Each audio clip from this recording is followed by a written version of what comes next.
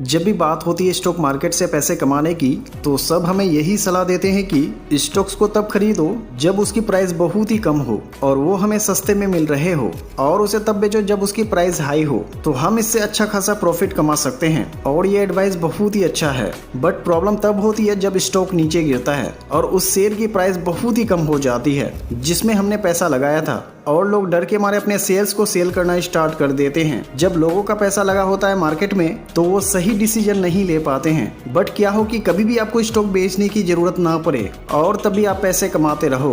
क्या ये पॉसिबल है? तो इसका जवाब है हाँ, पॉसिबल है। Common stock and uncommon profit के ऑथर फिलिप फिशर बोलते हैं कि हमें ऐसे स्टॉक को बाय करना चाहिए जिसे हमें कभी भी बेचने की जरूरत ना पड़े, और हम उन कंपनीज के द्वारा दिए गए डिविडेंड से इतना पैसा कमाते हैं कि हमारी पूरी लाइफ इस पैसिव इनकम से निकल जाए। और जब आप ऐसी 2-4 कंपनी को ढूंढ लेते हो जो सालों से ग्रो होती रहती है और अच्छा खासा प्रॉफिट जनरेट करके देती है, तो इसके बाद आपको फिर कभी स्टॉक को बाय करने की और सेल करने की जरूरत नहीं पड़ती है। और फिलिप फिशर जो कि बहुत ही फेमस इन्वेस्टर हैं और इस बुक के ऑथर भी हैं, वो इसी टेक्निक का यूज करते हैं। और उन्होंने मोटोरोला कंपनी में 1954 में इन्वेस्ट किया था, और उसके बाद उन्होंने उन स्टॉक को कभी भी नहीं बेचा और उससे लाइफ टाइम तक होल्ड करके रखा, जब तक 2004 में उनकी डेथ ना हो गई। क्योंकि वो स्टॉक इतना ग्रो हो चुका था तो उन्हें सेल करने की जरूरत नहीं पड़ी, और इसलिए वो इतने अच्छे इन्वेस्टर हैं। और वॉरेन बफेट भी बोलते हैं कि उनके इन्वेस्टिंग का तरीका 80% बेंजामिन ग्राहम का है और 15% फिलिप फिशर का। और वॉरेन बफेट ने फिलिप फिशर से बहुत कुछ सीखा था। तो आखिर ऐसे स्टॉक को कैसे बढ़ाया जाए जिन्हें खरीदने के बाद हमें लाइफ टाइम उन्हें कभी बेचने की जरूरत ना पड़े। Lesson number 1, the Scott-Lambert method. अब हमें ये तो पता चल गया है कि अगर हम अच्छी कंपनी में इन्वेस्ट कर देते हैं तो हमें उन्हें सालों तक बेचने की जरूरत नहीं होगी। बट सवाल ये आता है कि हम अच्छी कंपनी को ढूंढे कहां से। इसके लिए ऑथर हमें बहुत ही अच्छा मेथड यूज करने के लिए बोलते हैं जिसे उन्होंने नाम दिया था द स्कट-लेबर्ट मेथड। ऑथर बोलते हैं कि आपको कोई अच्छी कंपनी ढूंढने के लिए कोई इन्वेस्टमेंट गुरु की जरूरत नहीं है। आप कुछ ऐसे लोगों को ढूंढ सकते हो जो उस कंपनी से डायरेक्टली रिलेट करते हो, जैसे उस कंपनी के सप्लायर, कस्टमर, उनके एम्प्लॉयज, और आप उनसे उस कंपनी के बारे में बहुत कुछ जान सकते हो। जैसे कि हो सकता है कि आप किसी भी कंपनी में इन्वेस्ट करने जा रहे हो और आपका कोई रिलेटिव उस कंपनी में काम करता हो, तो आप उस कंपनी के कल्चर के बारे में पूछ सकते हो कि कंपनी कैसी है, कंपनी फ्यूचर में क्या क्या प्रोडक्ट लॉन्च करने वाली है, या फिर कंपनी अपनी सर्विस और कहां तक स्पेंड करने वाली है। ये सारी बातें आप उन लोगों से पूछ सकते हो और अपने डिसीजन ले सकते हो। यहाँ तक कि वॉरेन बफेट ने जब एप्पल कंपनी में इन्वेस्ट किया था तो उन्होंने इसके बारे में लोगों से सुना था और पूछा था। वॉरेन बफेट बोलते हैं कि जब भी मैं अपने ग्रेट ग्रैंड चिल्ड्रेन को घुमाने के लिए ले जाता था तो वो लोग अपने साथ हमेशा आईफोन लाते थे। तो जब उन्होंने उनसे पूछा था, उनका जवाब था कि वो आईफोन के बिना नहीं रह सकते। और यहाँ तक कि जब वॉरेन बफेट लोगों को देखते थे तो हर कोई अपने आईफोन से चिपका हुआ मिलता था, और जब हर साल एप्पल नया फोन लॉन्च करता था तो लोग भीड़ लगाकर उसे खरीदने के लिए तैयार रहते थे। तो वॉरेन बफेट लोगों से फीडबैक लेकर एप्पल कंपनी में इन्वेस्ट किया था, और ये इन्वेस्टमेंट उनके लिए बहुत ही प्रॉफिटेबल साबित हुआ। इसीलिए आप अपने आसपास देख सकते हो कि लोग किस कंपनी के प्रोडक्ट यूज करते हैं और उस प्रोडक्ट को काम में ले रहे हैं। Lesson number 2, don't over stress, diversification. हम हमेशा यही सुनते आए हैं कि हमें अपने पोर्टफोलियो को हमेशा डाइवर्सिफाई करके रखना चाहिए। Don't put all your eggs in one basket, ये कहावत भी हम सुनते आए हैं। बट फिशर बोलते हैं कि ये अप्रोच पूरी तरह से सही नहीं है। उसका मानना है कि हमें कुछ ही कंपनीज को अपने पोर्टफोलियो में ऐड करना है और उन्हें क्लोजली वॉच करना है, क्योंकि अगर आप एक साथ बहुत सारी कंपनी को अपने पोर्टफोलियो में डाल देते हो तो उसमें से मैक्सिमम कंपनी तो ऐसी होगी जिनके बारे में आप अच्छी तरह से जानते ही नहीं होंगे। फिशर बोलते हैं कि हमें 8 से 10 कंपनी से ज्यादा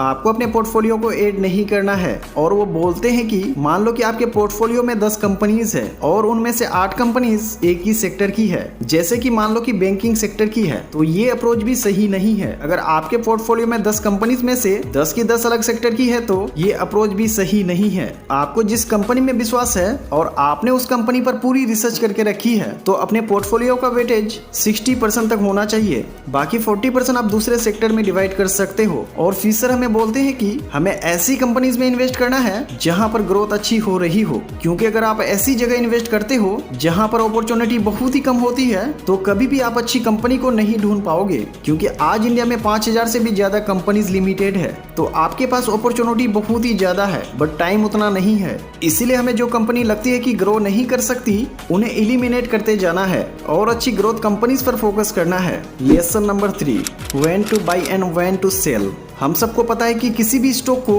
अगर हम तब खरीदते हैं जब उसकी इंट्रिंसिक वैल्यू कम में मिल रहा हो तो वो एक अच्छा टाइम होता है। बट अगर आपको उस कंपनी पर पूरा भरोसा है वो फ्यूचर में अच्छा परफॉर्म करेगी तो हमें फिर देरी नहीं करनी है, उसे खरीद लेना है। इसे एक रियल लाइफ एग्जांपल से समझते हैं। फिशर बोलते हैं कि एक बार इन्वेस्टर एक हाई ग्रोथ कंपनी के 100 शेयर खरीदना चाहता था और उस दिन उस शेयर का प्राइस $35.5 था। तो उस इन्वेस्टर ने अपना आधा डॉलर बचाने के लिए $35 पर अपना ऑर्डर प्लेस कर दिया। जब कंपनी का शेयर $35 आ गया तो उसको वो शेयर मिल जाएंगे। लेकिन उस दिन और उस दिन के बाद वो शेयर कभी भी $35 पर आया ही नहीं, जबकि कुछ सालों के बाद उस शेयर का प्राइस $500 तक चला गया और उसके बाद भी वो कंपनी ग्रो हो रही थी। तो उस टाइम पर उस इन्वेस्टर ने अपने आधे डॉलर बचाने के लिए अपना $46,000 का नुकसान कर दिया। इसलिए यहाँ पर हम सबके लिए एक लेसन है कि जब आप डिसीजन ले लेते हो, आपको पूरी तरह से उस कंपनी पर विश्वास हो जाता है कि वो कंपनी फ्यूचर में अच्छा करेगी, तो आपको 200 से 400 बचाने के चक्कर में वेट नहीं करना है, उसी समय उस कंपनी के शेयर को बाई कर लेना है। और फिशर बोलते हैं कि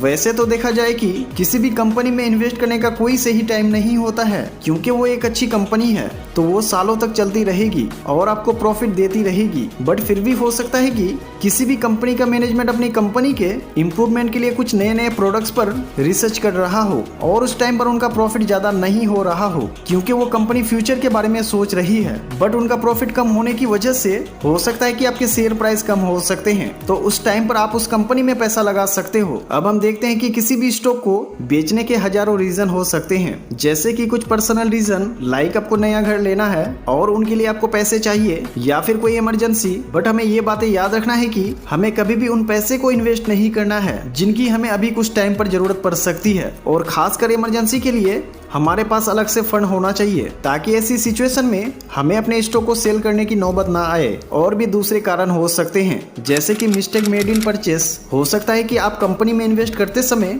गलती कर दी हो, क्योंकि उस टाइम तो आपको लग रहा था कि वो सही कंपनी है इन्वेस्ट करने के लिए, बट बाद में आपको ये रियलाइज होता है कि आपने गलती कर दी है। तो उस टाइम पर आपको उस कंपनी के स्टॉक को सेल कर देना चाहिए। या फिर एक और कारण, जब आप अपने स्टॉक को सेल करते हैं, जब आपको उससे ज्यादा अट्रैक्टिव अपॉर्चुनिटी मिल जाए, हो सकता है कि आप उस कंपनी से बेहतर कंपनी ढूंढ ले और आपको उस कंपनी में नया फ्यूचर दिख रहा हो और आप अपनी पुरानी कंपनी के शेयर को बेच सकते हैं। बट आपको ये तभी करना है जब आपको नई कंपनी पर भरोसा हो। Lesson number 4, dividends don't matter much. जब भी कोई कंपनी अपने शेयर होल्डर को प्रॉफिट का हिस्सा देती है तो उसे डिविडेंड्स कहा जाता है। ये चीज शेयर होल्डर के लिए अच्छी चीज होती है, क्योंकि वो बिना स्टॉक को सेल किए पैसे अर्न कर सकते हैं। बट फिशर बोलते हैं कि डिविडेंड्स इतना मैटर नहीं करता है और जरूरी नहीं है कि जो कंपनी डिविडेंड्स नहीं देती है वो कंपनी अच्छी ना हो, क्योंकि हो सकता है कि कंपनी नए नए प्रोडक्ट्स को लॉन्च करने के लिए उसकी रिसर्च पर पैसा खर्च कर रही हो, या फिर कंपनी ग्लोबली एक्सपेंसेशन करने का सोच रही हो, या फिर अपने प्रोडक्ट्स को सेल करने के लिए एडवर्टाइजिंग पर खर्चा कर रही हो। तो इसके बहुत सारे रीजन हो सकते हैं। जो कंपनी अपने बिजनेस को ग्रो करने के लिए पैसा डिविडेंड्स के रूप में देने के बजाय कंपनी के ग्रोथ पर खर्चा कर रही होती है, जो कि लॉन्ग टर्म में शेयर होल्डर के लिए फायदेमंद साबित होने वाला है, क्योंकि उस कंपनी में जितनी ग्रोथ होगी उनके शेयर प्राइस उतने ही बढ़ते जाएंगे। एग्जाम्पल के लिए, अगर आप कोई बिजनेस ओपन करते हो और आपको कुछ उसमें से प्रॉफिट होता है, तो आप या तो उस प्रॉफिट को पार्टी करने में, अपने शॉपिंग में या घूमने फिरने में खर्च कर सकते हो, क्योंकि आखिर आपने जो प्रॉफिट कमाया है। बट उसकी जगह अगर आप उस प्रॉफिट को अपने बिजनेस को ग्रो करने के लिए लगाते हो और अपने बिजनेस को और एक्सपेंड करते हो, अच्छे अच्छे एम्प्लॉयज को हायर करते हो, तो शायद आपको फ्यूचर में और भी ज्यादा प्रॉफिट होगा। इसी तरह कंपनीज भी अपने ग्रोथ पर खर्चा करती है, इसीलिए हमें डिविडेंड्स के बेस पर इन्वेस्ट नहीं करना है। हमें बस केवल अच्छी कंपनीज को ढूंढना है और उसे इन्वेस्ट करते जाना है। फिशर बोलते हैं कि हमें ऐसे स्टॉक को खरीदना है जो ग्रोथ स्टॉक हो और आगे बढ़ते जा रहे हो, और उन्हें आपको कभी भी बेचने की जरूरत ना पड़े, क्योंकि अगर आप सोचते हो कि आप मार्केट को टाइम कर सकते हो कि